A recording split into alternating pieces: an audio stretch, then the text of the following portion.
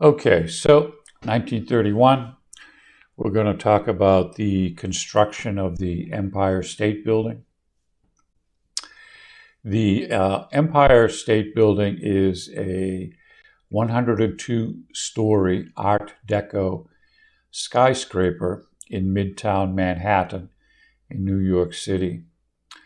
It was designed by Shreve, Lamb, and Harmon and built from 1930 to 1931. Its name is derived from Empire State, the nickname for the state of New York. The building is about 1,250 feet or 380 meters in height. It has a tall antenna on top.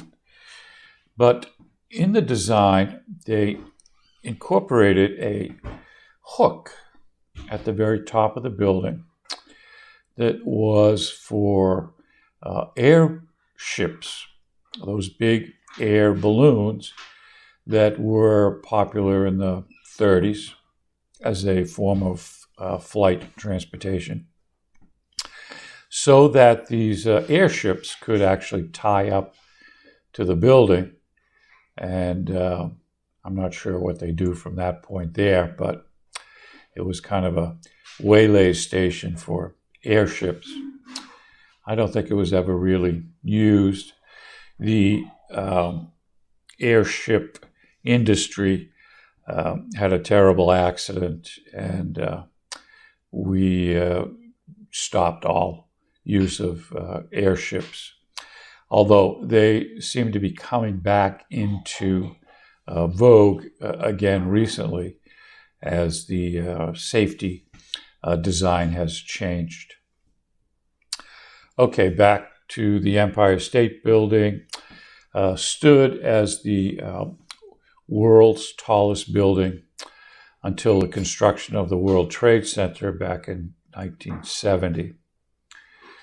So at 9:40 a.m., July the 8th, 1945, a B-25 Mitchell bomber, piloted in thick fog by Lieutenant Colonel William Franklin Smith Jr., crashed into the north side of the Empire State Building between the 79th and 80th floors, where the offices of the National Catholic Welfare Council was located.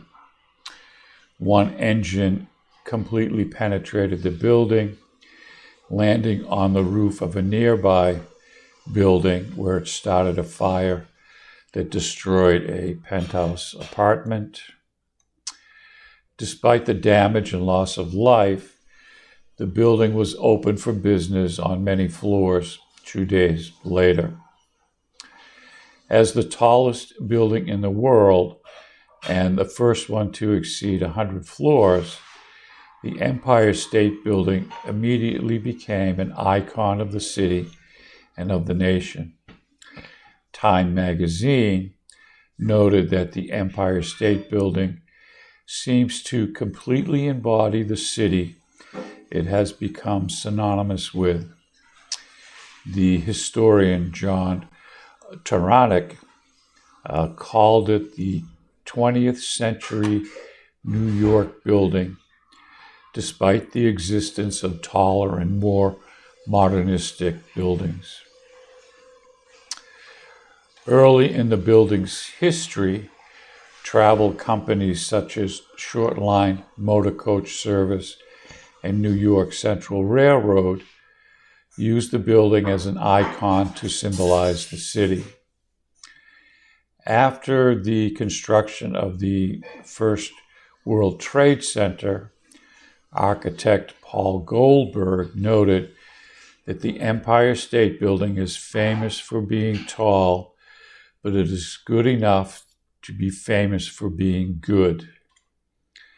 As an icon in the United States, it was very popular among Americans.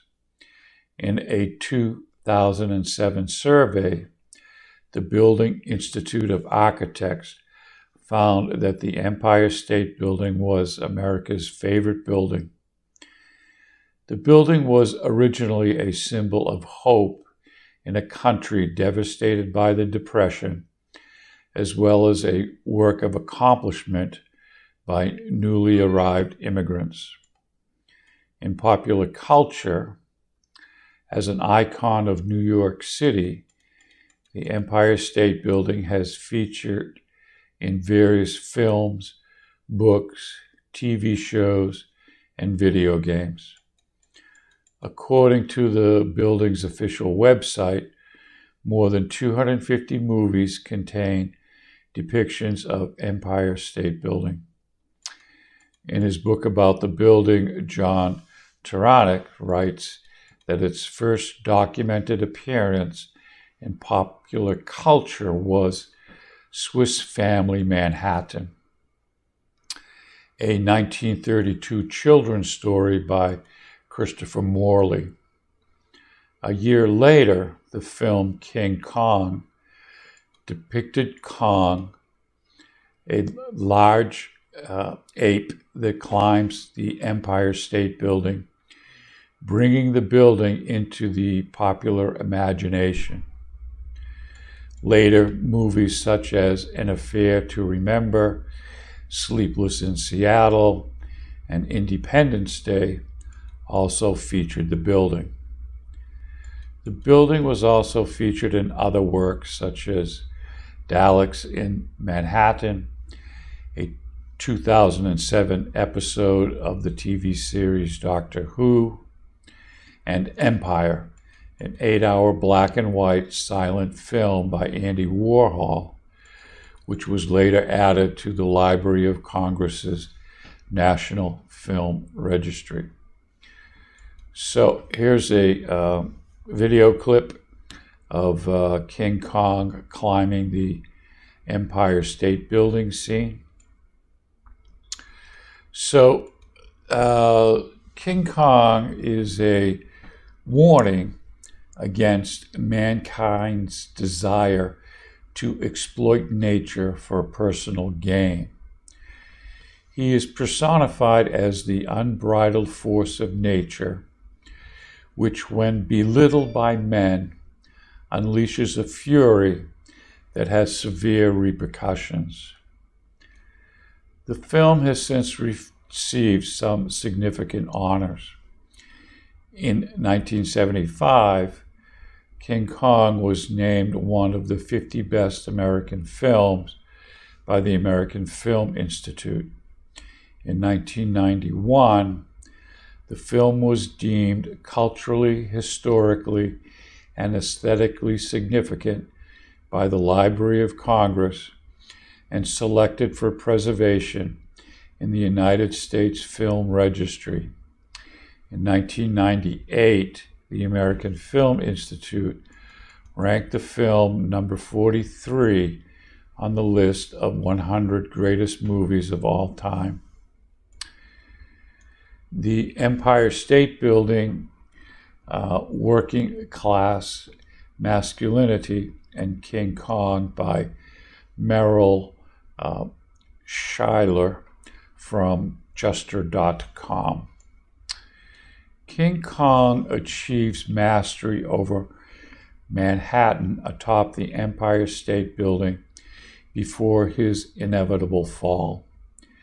This essay analyzes the Empire State Corporation's textual and visual propaganda, much of it which was displaced onto Kong, concluding that both Giant Ape and Skyscraper were dual ciphers in the Depression era's heroic and exploited multi-ethnic construction workers.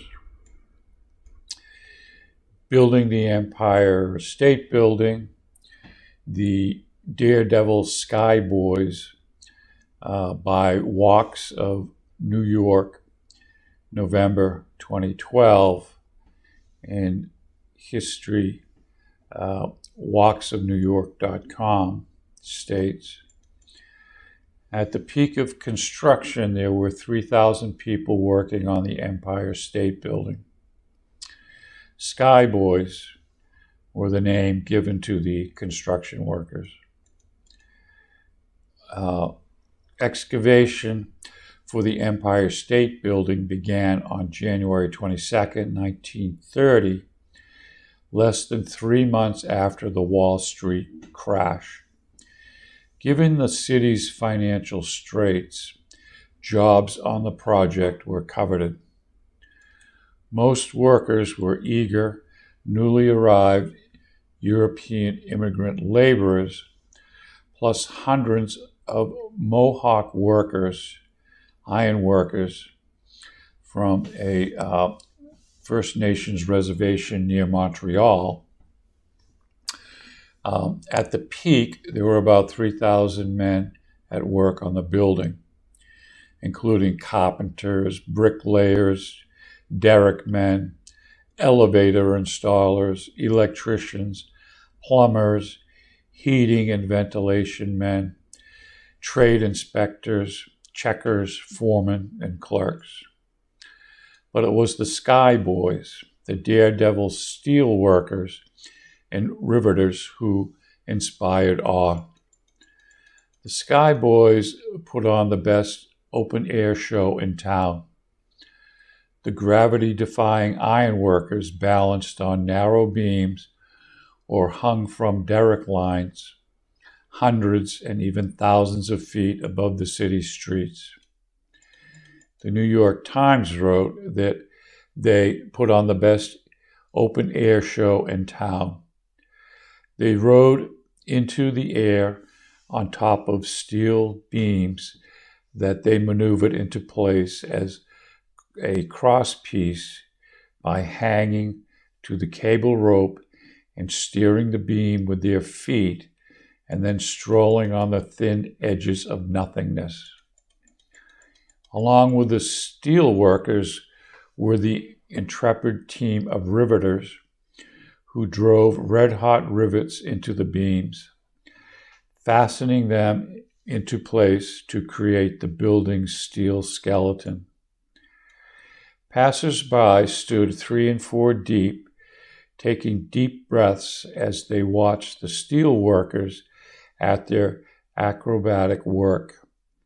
London's Daily Mail compared the workers to classical heroes.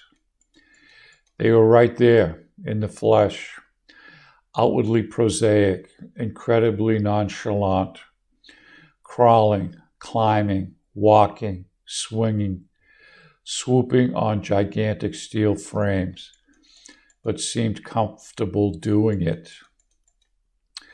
Despite the danger, the Skyboys seemed cool and calm. It wasn't really as dangerous as it looks, claimed one of the workers. It's safer up here than it is down below, he said, pointing to the chaotic streets. Supporting the workers were the water boys, who carried water buckets to the thirsty construction workers, and sometimes peddled cigarettes. Joe Carbonelli, who was 16 years old when he worked on the site, remembered, "It was kind of a thrill working on the beams. I learned, don't look down, just look to the end of the beam." The one danger the workers heeded was the weather. As fearless as the riveters and ironworkers seemed, there was one danger they heeded: weather. When it rained, there was a danger of slipping. But when it was bitterly cold, stiff and numb hands could not hold on to anything. So that's a little bit about our Empire State Building and the construction workers that have been kind of put into the history of Americana and popular culture.